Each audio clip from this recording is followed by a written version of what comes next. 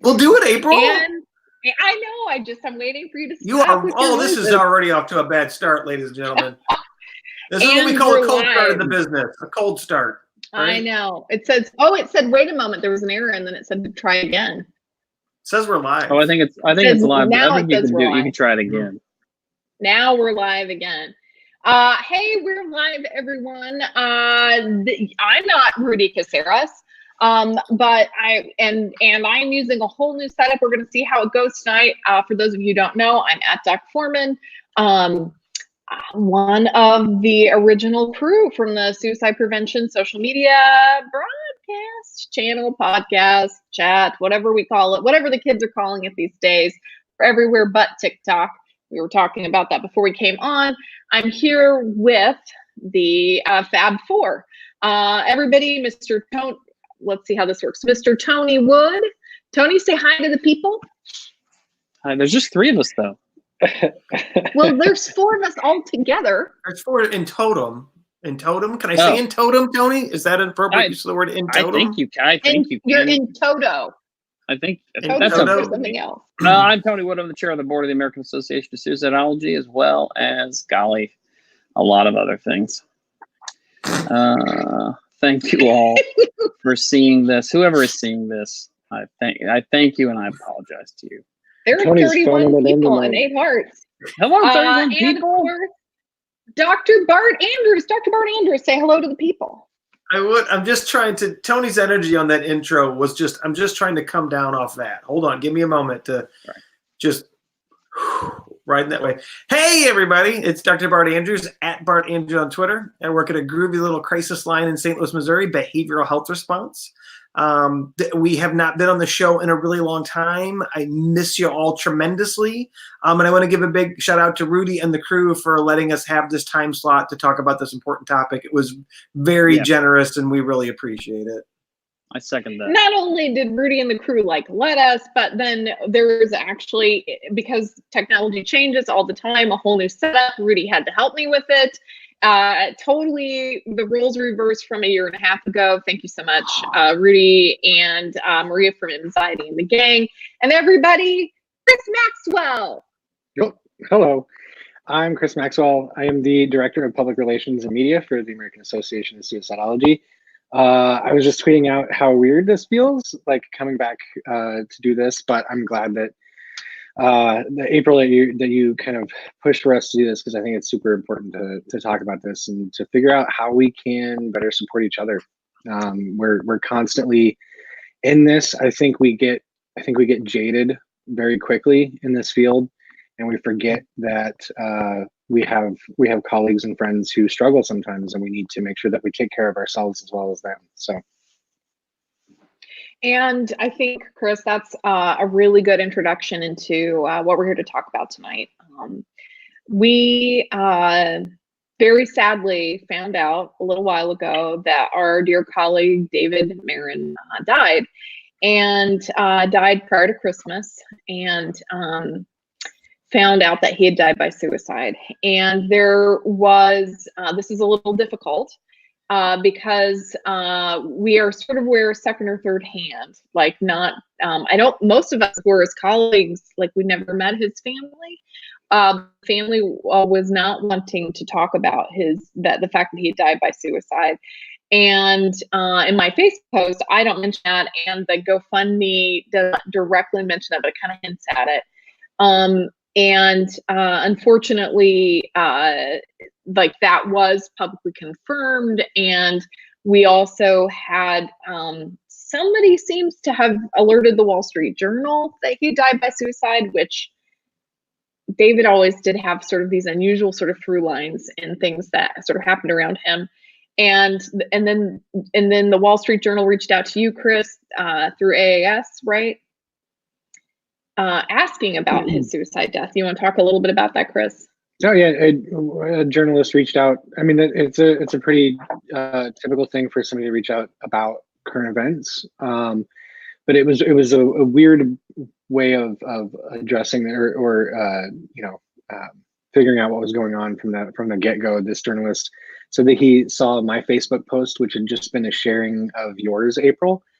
So I don't, yeah, again, I'm not sure how it all happened, but so they reached out to try to talk about some in-depth stuff about, you know, how the VA helps support people, and how, you know, what sorts of structures are in place, what was missed, you know, what sort of happened. And it's like, I don't know, bud, you're kind of barking up the wrong tree on this one. So we don't really know how the news of David's death by suicide became public. We just know that it did. And we knew that many of his colleagues were already aware of it. Furthermore, a lot of us who know David, and Tony and I out of this group, he's been on SPSM, and we've done various events, like more than one with him. And Tony and I worked with him more closely. And we know that there's a small community of people who are interested in data science, who are interested in open data, who are interested in suicide prevention, predictive analytics. And so you think about Matt Nock, Joe Franklin, you think about Quantify, Glenn Coppersmith, Philip Resnick, and you think about Kristen Honey, David Maron. There's only, like, Tony, wouldn't you say, in fact, this little group of us that were small, we largely connect digitally and we're all spread out, but we all knew David. Tony? I think it's a very fair statement. I mean, I talk to David personally about twice a month at minimum about the various projects that we were working on and that he was working on, and things that, you know, what we can do to set up more collaborations between other people, not really ourselves. It was many times about other things, like where could we find somebody to do this part of that. A lot of strategy talk. He'll be missed deeply. And when someone dies by suicide, a lot of times people want to sort of talk about that or process sort of what it means to them and how it impacts them. So many times that might be your family that will talk to each other, or it might be a group at work that might be in a place. But for us, this suicide prevention community spread out. Many of us interact digitally. We're not, like, the four of us are almost never in the same location. We're not co-located, but we know the same people and we consider ourselves sort of working in the same network. And so we felt that the SPSM network, which is really kind of a home for that, like, might be the group for us to sort of talk about the impact of this. And so the decision was made that we would talk about that. I don't think the intent is to focus on David's death. We're really grateful, and there have been posts really talking about the impact that he made in the field of suicide prevention. He was not very old, and yet had really worked on groundbreaking efforts in open data and data science, and will always be known for some of the first in our field. But I thought we might talk a little bit about the fact that we work in a field where people are at high risk. People die by suicide. Some people have attempted suicide. We have a couple of folks with lived experience in our little SPSM OG. And we know that there's sort of lifetime risk. And so, like, I think there's a reason to have a frank conversation about what it means to us and what it might mean to some of you to do this work, knowing that if you do it long enough, you're likely to lose a colleague, a friend, someone you love to suicide. And so, like, how do you cope with that, or how do you handle it well? And my immediate thought was to Bart and Chris, you know, I talked with Tony about this. Tony and I have been quite sad about this death because we knew David a little closer. But, like, what is this like for you as we think about the fact that we could lose folks?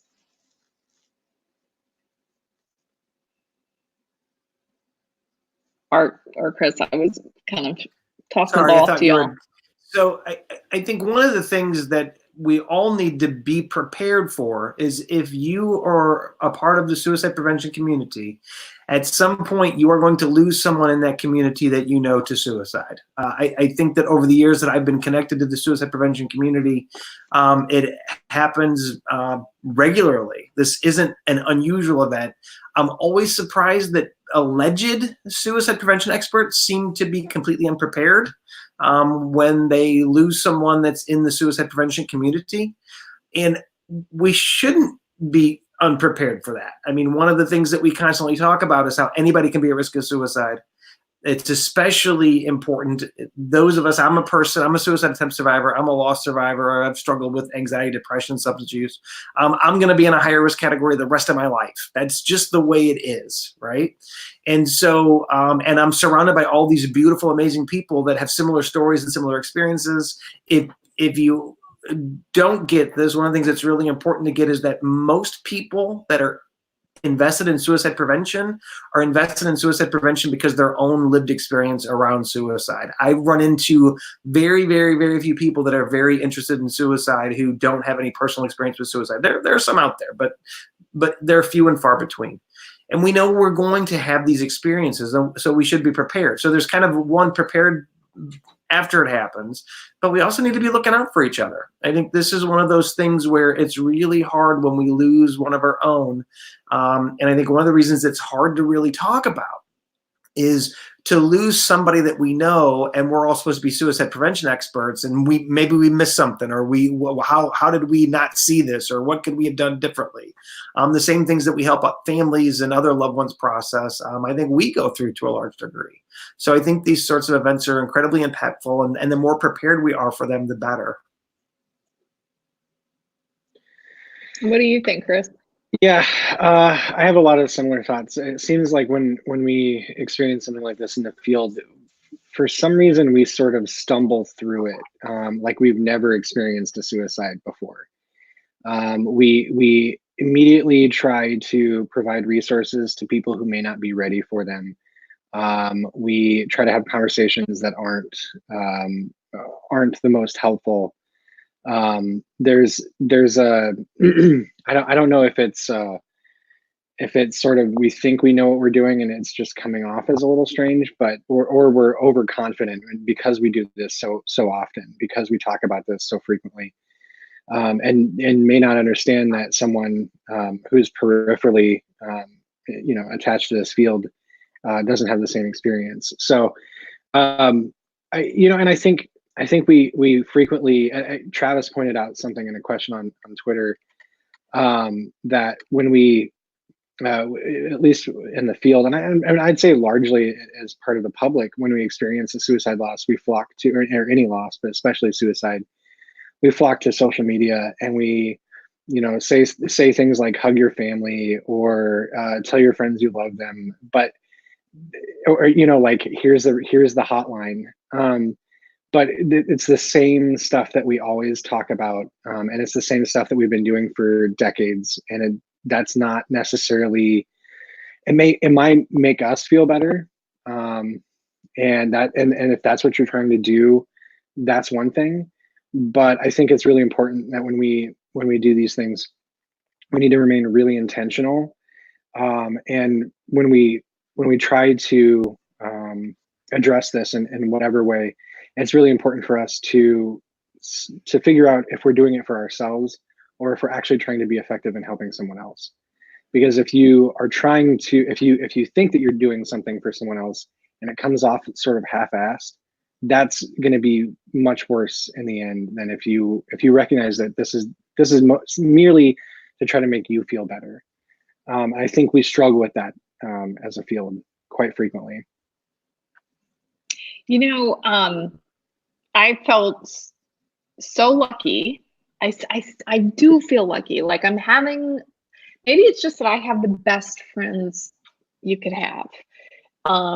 I think, but like people reached out to me, people checked on me, like how am I doing? Like I felt like I could say something about how I felt that was pretty honest for a minute or two, occasionally cry or not be great. It's been like nobody's made it weird or like, but I know that one of my thoughts that I had, and I hope that we can just process this and be okay in front of the camera, but I was like, and I don't know why, I don't think it could be Tony, but I was like, something could happen to Chris or Bart and that would probably wreck me. And I'm pretty sad about this. And I think I have to live knowing that you and Bart have a risk factor for this thing that we're trying to solve or this problem we're trying to fight, and something could happen before we understand suicide better. And in this particular case, Sarah Stark, is texting me and she says, well, it's really normal. She was so sweet. You've no idea. She's like, how you feeling? It's really normal. Some people, especially in our field, feel guilty. And I was like, I kind of don't feel guilty. I don't feel like there was something I saw that I didn't act on, or something I should do, they didn't do. I think that suicide's a really difficult problem, that risk is highly fluid, that you can miss a lot of things, and that their current state of suicide prevention is for people to be ever vigilant for everything. And I think that there's a real design problem with that. And so I think there was a period of saying, I could lose Bart or I could lose Chris. And you guys could please reassure everyone there's no reason that I would immediately be thinking about that. And that would, that's a part of loving you, just like my dad has cancer right now, is under treatment for cancer, and I could lose him to that. And I can't forget it. Does that make sense, Chris? I don't know. It's very rambling. No. I mean, that's a direct extension of what Bart was saying, in that we spend a lot of time telling people that no one's immune. And then when we're directly affected, it's right there in front of our faces. And of course you go to your loved ones, the people who are closest to you, the people who are statistically higher at risk.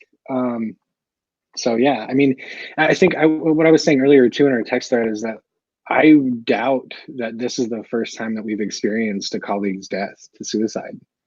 For all of us. I know I've experienced a couple, and it's never easier. And of course it wouldn't be, but it's just as confusing. It's just as earth shaking, no matter what. So I want to believe that we can appropriately prepare so that we can be effective every time, but I don't know how. I don't know what that looks like. I mean, how do you become effective at grief? I think there was, I think there's a piece where it's just it's sort of, I don't want to say normal, because, this is a preventable thing, but there's a piece of me that's very unblaming and unjudgmental about suicide death. I feel that I was very supported, and I don't feel like anybody shamed me or shamed the situation. But I did have a different conversation with another colleague, and I don't think he would be embarrassed about this, but I don't have his permission, so I'm just not going to share. And he and I were talking about this, and he said, I wasn't doing so well a couple of years ago, and I said, oh, we knew you weren't doing well. And he goes, and this is a suicidologist and one person in our network, and he goes, I don't think one person asked me if I was thinking of suicide. And I said, did we do wrong? Should we have asked and we didn't ask? And he says, I don't know, but maybe. And I said, we knew. So we had talked amongst ourselves. And so we were visiting you a lot and checking on you, and someone held his gun for a while and we did all the things. But, he told me quite frankly, in a way that was a little bit painful to hear this week, none of you asked me the question directly. You know that, right? And I was like, well, if we had, would you have told us? He goes, I don't know. I think I would have lied. And I was like, whoa, we tell people to ask the question, and we tell people to reach out for help. And what if we don't? And it was like my brain just kind of went on a spin, because this is another person. I'm like, I could lose this person, and we know, suicide is a very present healthcare problem to us. It's a very present public health issue to us. That if game can play on both sides. What if, if we had asked something differently, would it have changed something? Or would it have not changed anything? Right. If we did ask and they denied it, would that be better or worse? How would that make us feel, as opposed to if we had asked and they had said yes? I don't know. And this is I think we talk about wanting better science all the time. I'm like, I would really love I would hate to think that my dad's cancer would be dependent on me just having a lot of field oncology knowledge and just noticing and being able to just be really present and aware of my dad. and possibly what's happening with his prostate, and then getting him help and being responsible for it. But like nobody, my dad, you know, it's those annual exams that there's this whole healthcare system around that. So it doesn't put burden on me, the loved one, to just recognize it and intervene. There's something about suicide that supposedly, like, that's kind of like the state of our intervention. And so I can see why people would feel guilt. And I keep thinking, this is not a great system. Our state of our science is really not sufficient. I'm sorry for laughing, but I know April's dad. And I also know that he does not want April to be aware of his prostate day to day. Yes, he does. He tells me all the time. He does now. But before his little event, I've been at dinner with him several times, and it was never brought up. Not once. David Maron was a sweet man, and he was also brilliant in his way. He is the first person to have brought the White House open data project into suicide prevention at VA. He was successful in getting the CTO of the United States of America to come and talk at the suicide prevention event that he put together. He was the first person to release an open data set. We are proud, Quantify is proud to have collaborated with him and helped create that data set, but he is the one that got a hold of it, got it off the ground. Suicide prevention, especially among veterans, owes David Maron a great debt. It was tragic to hear of his loss. And I think we're doing a fine job of honoring his memory by considering these matters as a part of grieving the loss. I think that he would appreciate that, maybe more than some of our other colleagues. But he was a funny guy, and he was a happy person who had a lot of energy and a lot of interest in trying to really help people as much as he possibly could. And that seems to be what drove David every day to do this work. It certainly wasn't about his ego, I can tell you that.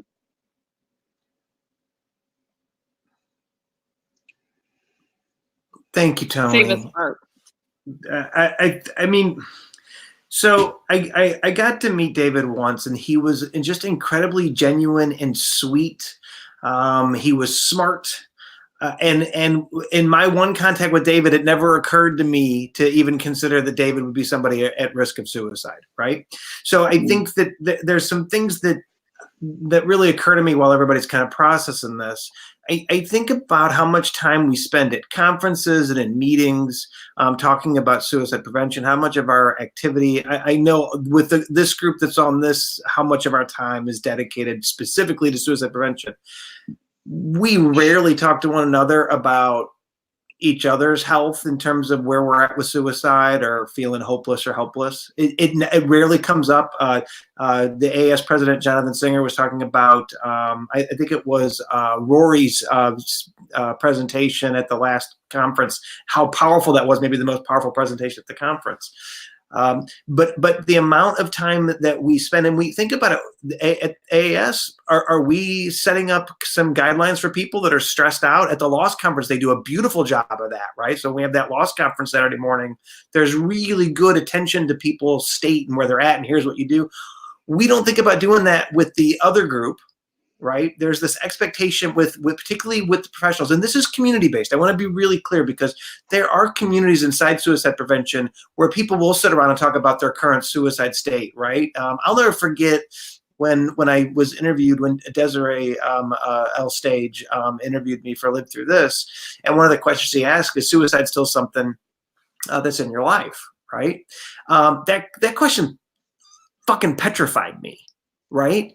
I didn't want to talk to anybody about whether or not it was a part of my current life for so many different reasons, even though at that point I told my story so many times and I was very comfortable with being out as a suicide attempt survivor. Your current status around suicide is a completely different thing, right? I'll talk about my past struggles. Talking about current struggles, holy cow, that's a whole different thing. I will say this, and I won't take it back, I think we've done a shitty job of making it okay to talk about immediate suicide stuff in our peer networks, particularly at the professional level. I see it happen almost never, right? And could you imagine if you were at a meeting and somebody actually said, I'm really struggling with suicide right now at one of the meetings we attend to? Would that happen? And what would we do if it did happen, right? These are the sorts of things that it's really compelling to me that, if a bunch of doctors are sitting around and somebody was having chest pains or they went into cardiac arrest, they'd know what to do instantly. Are we all really, and it's obviously a little easier with that sort of thing because there's this involuntary expression of these physical symptoms, but we're not really in tune with each other, and we don't make it okay to have these conversations. And although prejudice and discrimination have decreased a lot, I've seen real progress made just in 4 or 5 years. This is a real problem that we have, that it's not okay in the suicide prevention community, particularly in professional settings, to be disclosing your current behavioral health challenges, and that I'm really struggling with thoughts of suicide. I don't know if I want to be here anymore. You know what happens? I guarantee you that we're at meetings all the time or in places all the time where somebody in our group is experiencing that. We don't talk about it. I think that's a problem. I think it is a problem. I think when we started SPSM, do you remember that was everybody's real fear, is that in the middle of our discussion, people would talk about their present suicidal feelings. And we've had people talk about those, like, this has happened for me this week. And like, how do you respond compassionately without fragilizing people, if they're safe without losing their minds? Like if my dad can bring up his prostate cancer over hamburgers at Kansas City after we do the escape room, can someone talk about, I'm dealing with my mental health right now, and still contribute to a great social media conversation and be supported and still be seen as professional, as competent, all those things?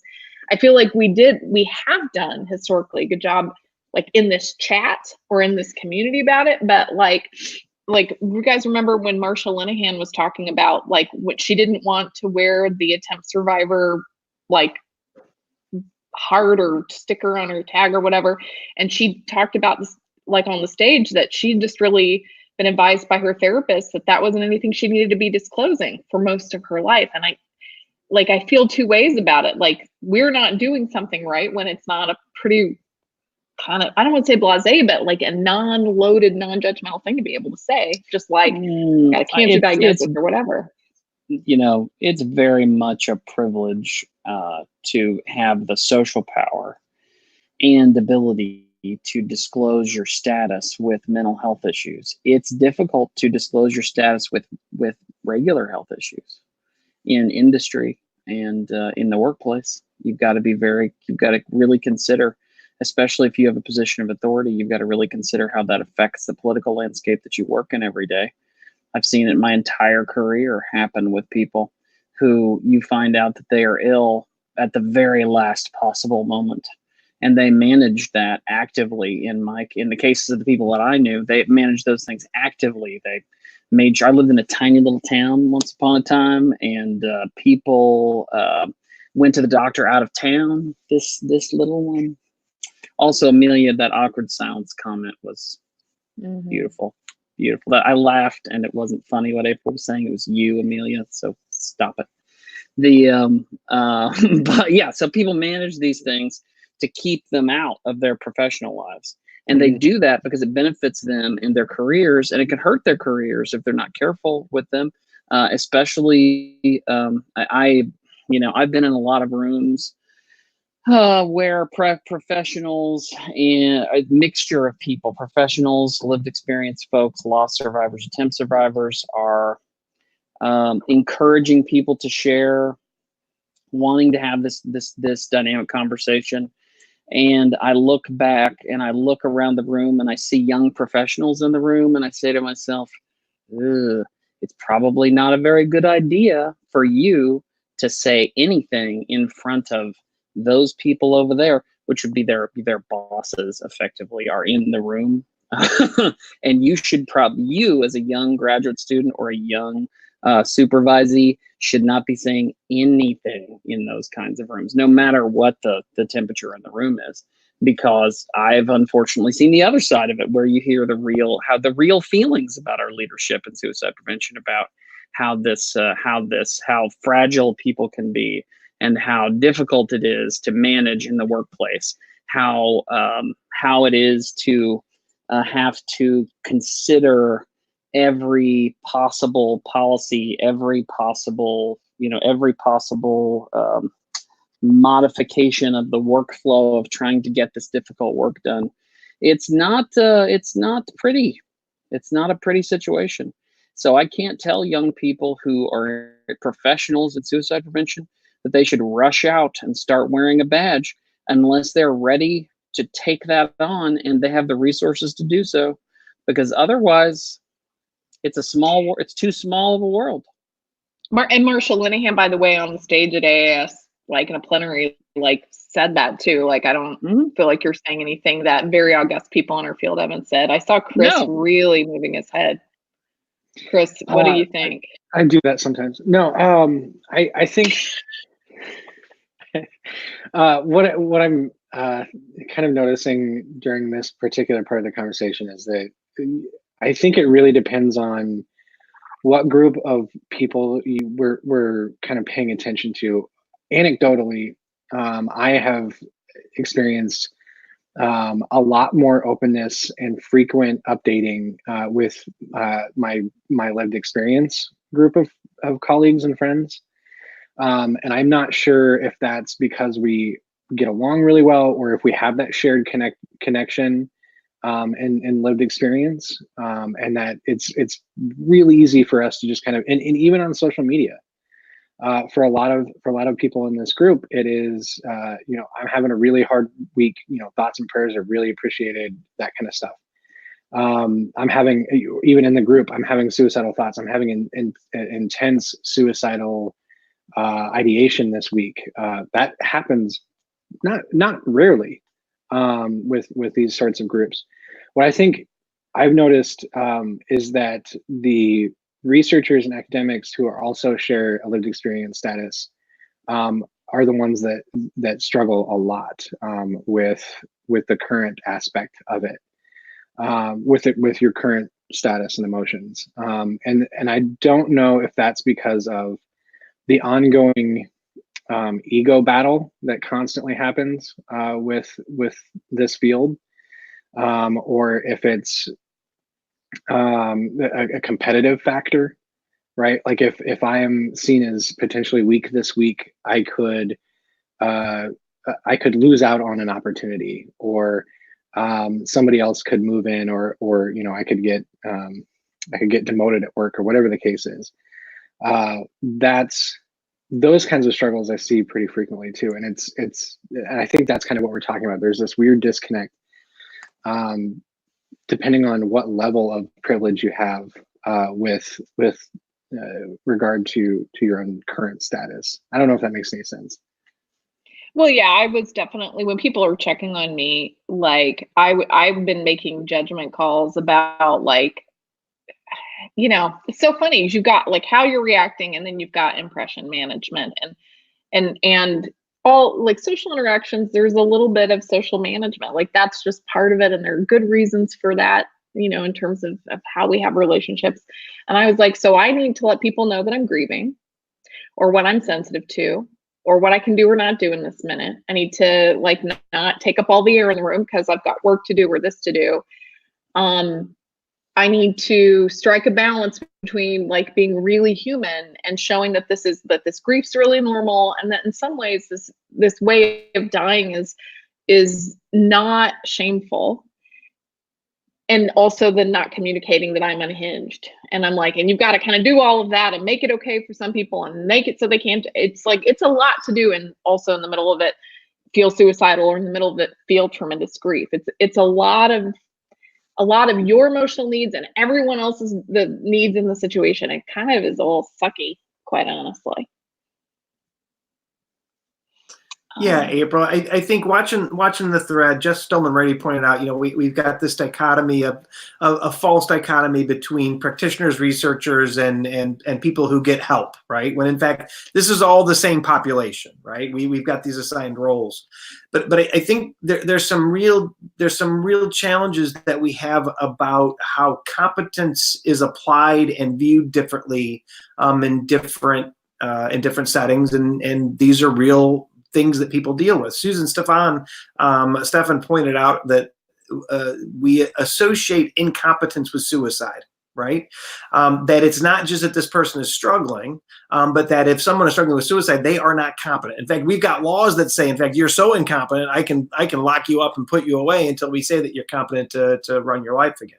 So we've got these really deep-seated, and they run very deep in our culture, whereas we don't associate competence. If someone has diabetes or cancer or heart disease, nobody's suggesting that they're not competent at what they do.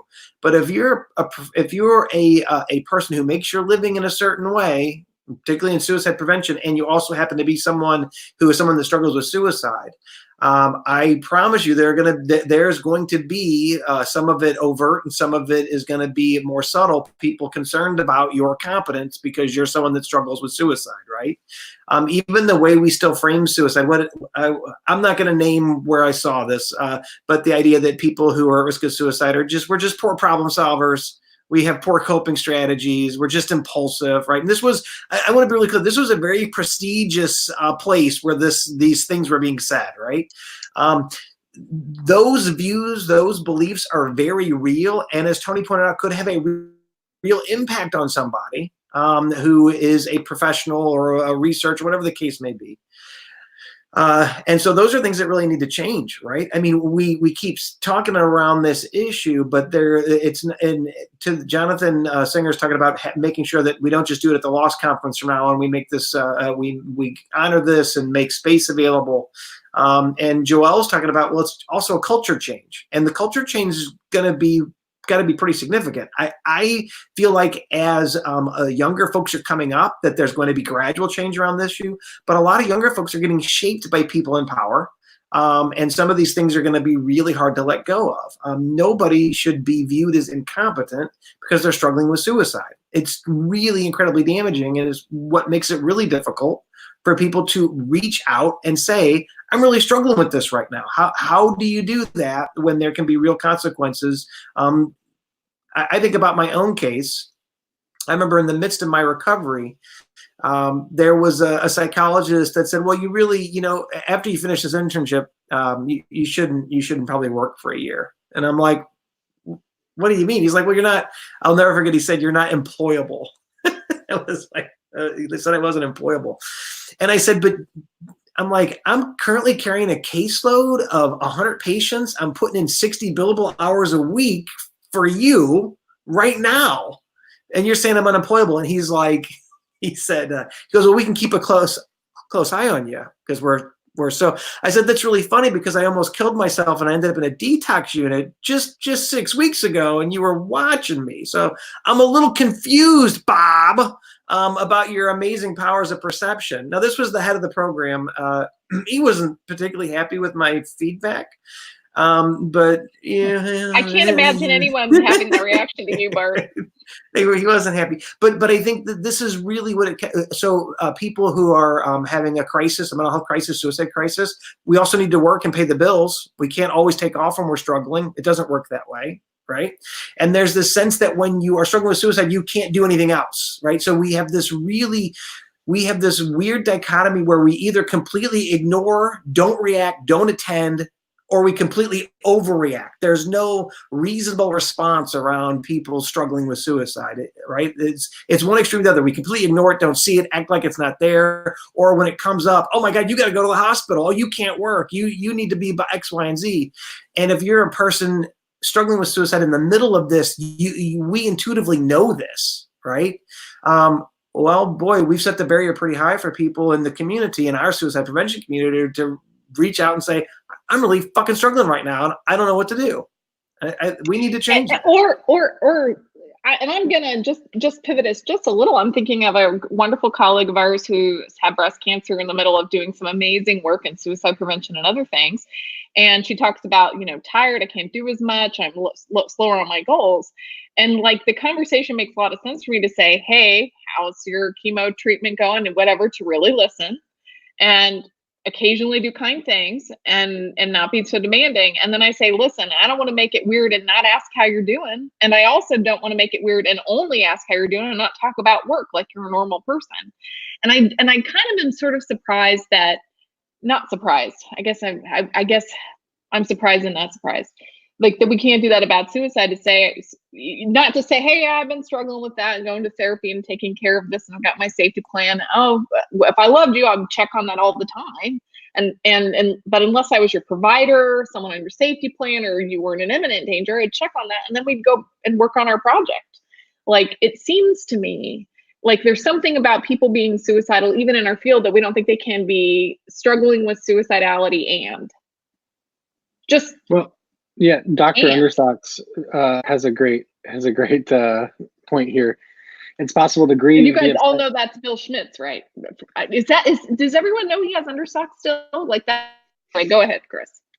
It's possible to grieve, be upset, be suicidal, and still not be a proverbial train wreck. Like there are definitely different layers, definitely different levels of someone's ability to function while still having thoughts of suicide. Absolutely. And also, well, like to grieve a suicide death and still work in the field. Like there, all of this you can. And anyway, keep going, Tony.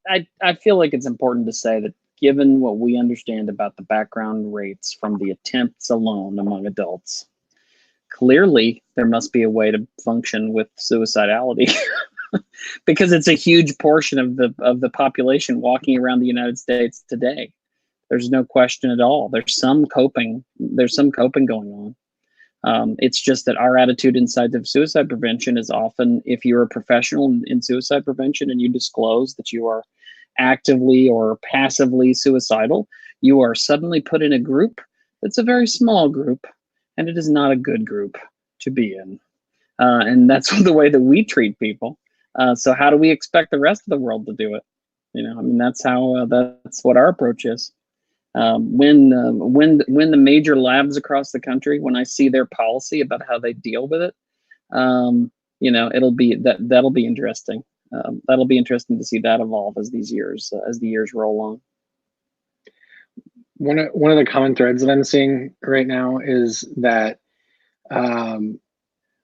you know, the people. So Jess Stillman-Rainey says the people who hold the power, providers, suicidologists, crisis workers, need to pave the way about disclosure. Bart, you had that excellent NatCon talk a few years ago about being the canary, and as providers, we have some responsibility in kind of opening that door and using what we have as experience to help other people talk about theirs.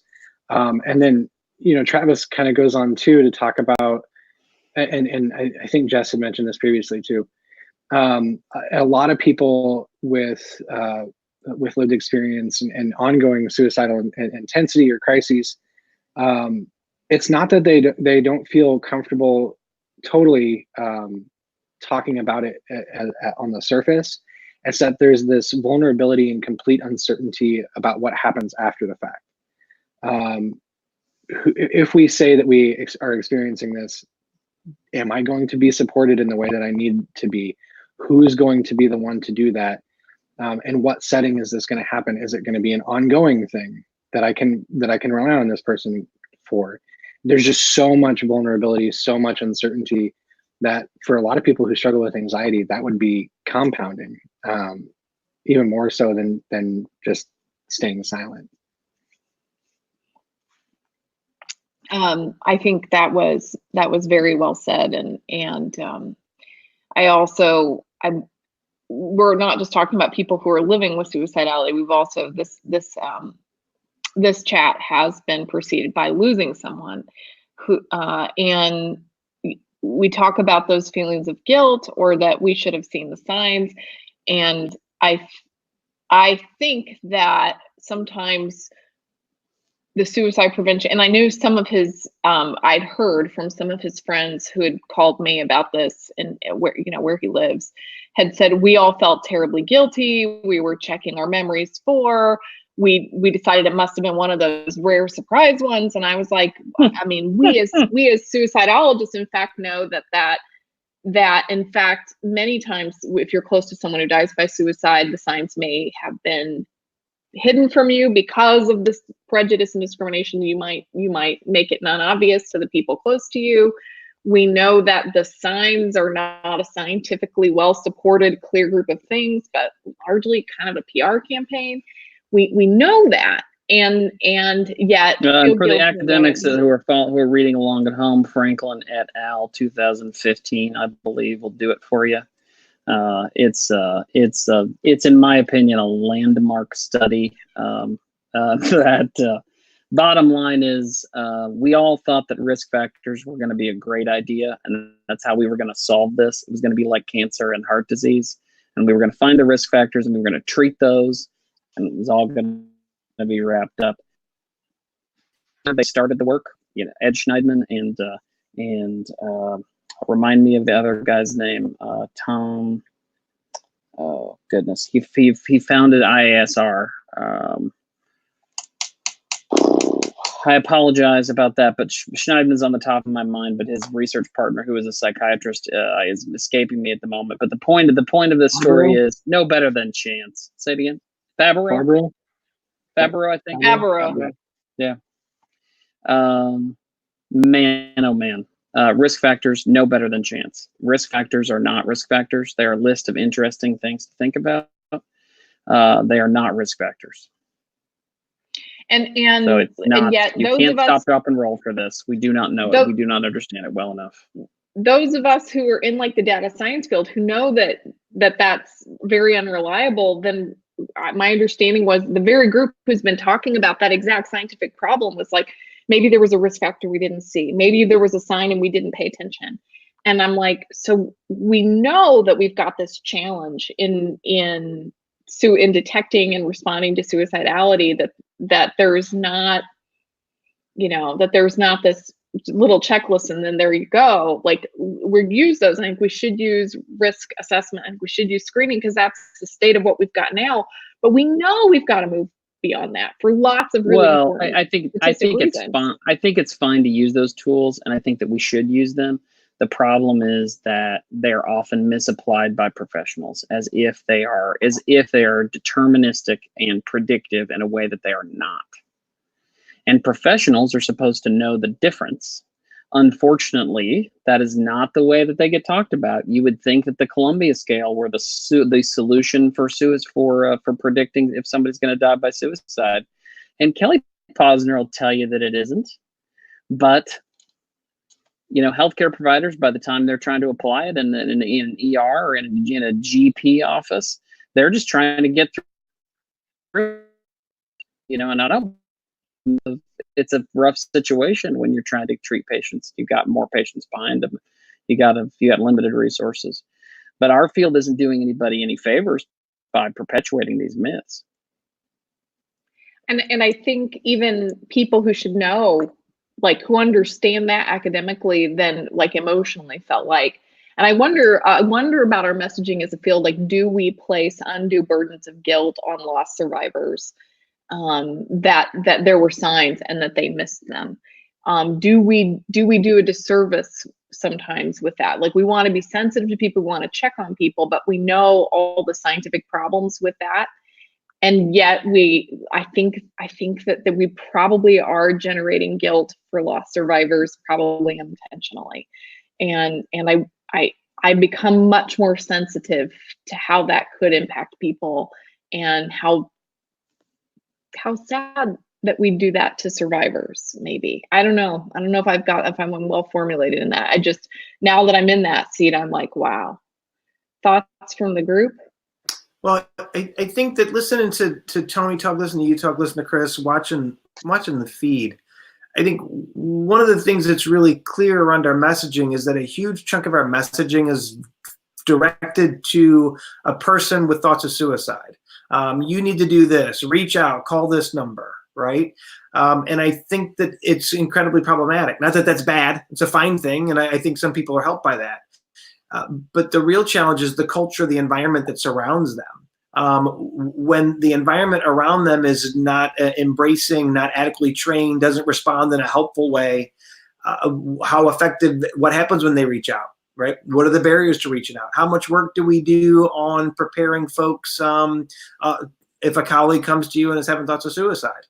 How do you respond to that? And so much of our messaging is geared towards call the lifeline, which is great. I tweet it out. I push it out, but there's not enough messaging around. Several of us here, full disclosure, work in the crisis industry. We do want you to call, right? But keep going. Yep. And how much work is done around, hey, if you're a suicide research lab, or if you work at a clinic, if you work at a VA clinic, or you work at a crisis line, what's your strategy for suicide prevention with your staff, right? What are you doing to make it okay to talk about this? What protections do people have if they disclose suicide, right? So I think these are things that the tremendous amount of prejudice and discrimination, and this is why I hate stigma. Stigma is so directed towards the personal shame that people have to overcome to reach out and get help. And really what we should be talking about is the horrendous discrimination that people who are fighting suicide face. And that discrimination is separate from them. They're literally just having to live with it and respond to it. It's everybody around the person. It's the culture around the person, the microculture that they're in. And we still have not made it okay for people to talk about suicide. We keep telling them to talk about suicide, but what's their experience like? I'll never forget, there was a study that looked at French language speakers in Belgium versus whatever the other language they speak in Belgium. I'm not going to pretend to know this. Flemish, maybe, I don't know. But they found in people that grew we just lost our Belgium audience. Sorry, it's an important country, sort of. So, but they found that people who lived next door to each other, that grew up in the same town, they had very different suicide risk factors, and the biggest difference, one of the biggest differences in the groups, in the one group, they were more willing to talk to friends and family. Family and friends expected to talk about suicide, right? There was this thing where it was normal. They would expect to be able to talk to friends and family about suicide, right? How comfortable would you be talking to your friends and family about this? And the comfort level was high. And the other group, well, I'd only talk to a professional about it, right? Now, it's observational data, but I still think it really gets to the heart that the culture around the person, we keep talking about, Tony talking about warning signs and risk factors. We're really talking about things that belong to the person. Like there isn't this tremendously, incredibly powerful gravitational pull of the environment around them that's really driving a lot of the things that we're seeing. And we do very little to address these gravitational pulls that are explaining huge aspects of suicide crisis. We're still focused on the individual, not the environment, not the people around them, not the systems around them. And I think that when we're talking about David, we failed. The system failed. Everybody, not any individual, but we as a culture did not make it okay for this person to get the help that they needed when they needed it. That's not a personal failing. That's a failing that we as a culture have not made it okay to do that. And I'm just saddened by it, and I'm kind of sick of it. And I would like to point out that none of us on this call really have personal knowledge around the deaths. So I would hate for us to speak to things that we don't have knowledge of, but I would like to tell two personal stories I think really illustrate what Bart said. And I'll tell them shortly.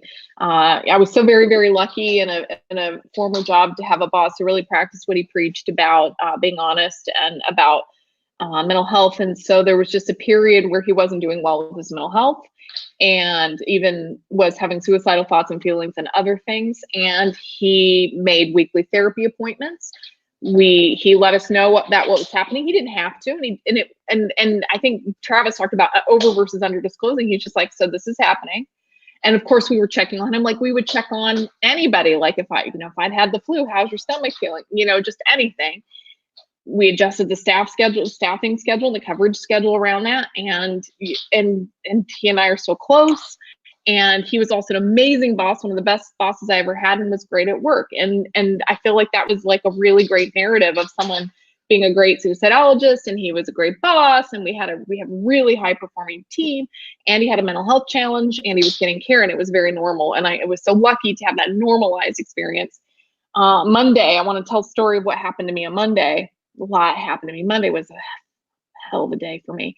And it was the day where David's death was, someone called me to tell me that he had died by suicide. And then, the Wall Street Journal's call, like weird stuff's happening all day. It wasn't the most fabulous day. And I was going to take a walk in my neighborhood. So I ran into my neighbors, a retired couple with their dog, who coincidentally is named Doc. So when the neighbors yell Doc, the dog and I turn our heads and look. And they said, how was your day? And I said, my friend died by suicide. And I happen to know their son has died by suicide. And they said, oh, that's terrible. They gave me a hug. They're like, and then this gentleman who is not my generation, right? He's from the boomer generation. And he's like, you know, it's okay to talk about this, right? And he's just like, he goes, we went to therapy and talked about it. That's how we got better. And he was just like, more people should just talk about it because it's okay. It happens to people. Did you know it happened on our block? We should do something nice for the parents who've survived. Like it was no big deal. Then we were talking about our holiday. Not that it was no big deal, but that it was a normal part of life and like what we're going to do for the neighbor and how is everyone doing. And then we all finished our walks. Like it really could be like that. And it's for me on Monday afternoon it was. And I would hope for more people to have that. That brings us into final thoughts, kids. I can't believe the hour went by that fast. Oh my gosh, Jason DeSelms is on? Sorry.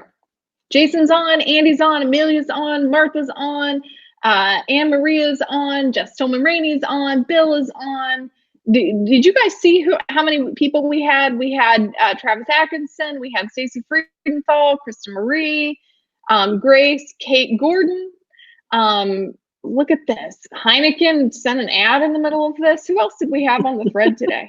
We had Jess, Jonathan, Des popped in here and there, Joelle, Bill Schmitz. Youth Mental Health Canada. I'm happy.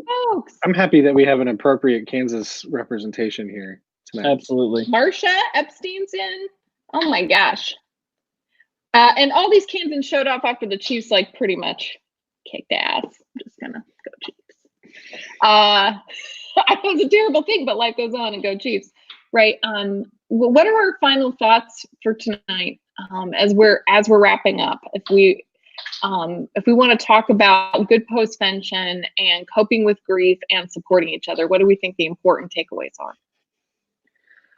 I'll jump in. I am still trying to wrap my mind all the way around how to balance our environment and in ways that we can improve people's environments to help them live lives worth living, as opposed to having some level of individual responsibility.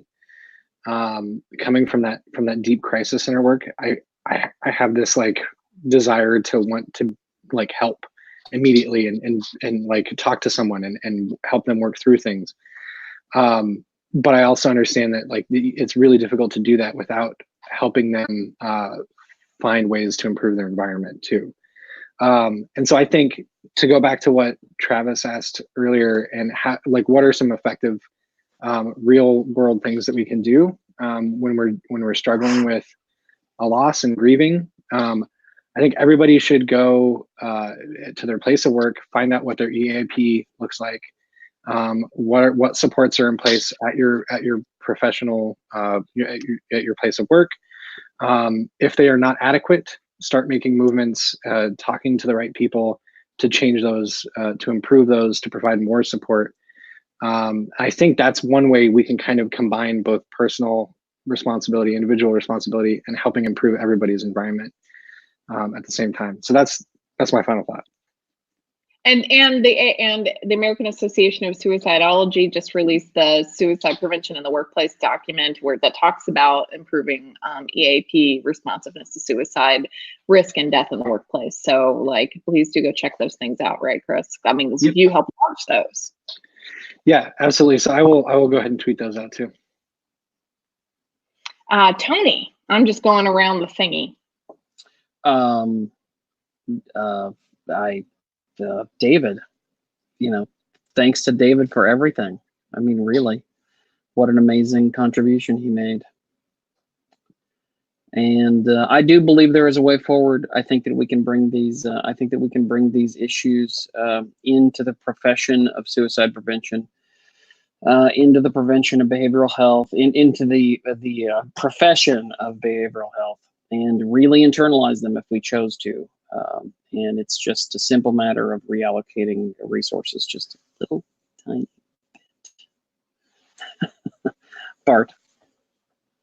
So I think one takeaway is I'm just so grateful for the friends I have in my life, the support network I have. Without you guys, sometimes you guys help me have a life worth living. Being a part of the suicide prevention community helps me feel like I have a life worth living. But sometimes even when we have friends and we have meaningful work, maybe life doesn't feel like it's worth living. It can happen. It does happen. So some quick takeaways for folks listening. Pick something, pick your work, pick a network that you belong to. What systems do you have in place? What's the culture around talking about suicide? Make a decision to do something about it. We can't just keep talking about, Des pointed out, we've been talking about these system environmental issues. Fortunately, there's no funding to change any of this stuff, but hey, let's spend $1 billion on the genetic, contributions to suicide. That's going to pan out great. But do something, pick a community, pick work. What's our policy? What's our culture? What can we do to make it okay just in one setting? Hey, don't do all the things, but pick one setting where you ask some questions and put some things in place that might make it easier for somebody to be able to talk about this or be prepared if there is a death. So those are just some simple steps. April, take us home. And I'm going to take it home. Suicide, you can fuck right and fuck off.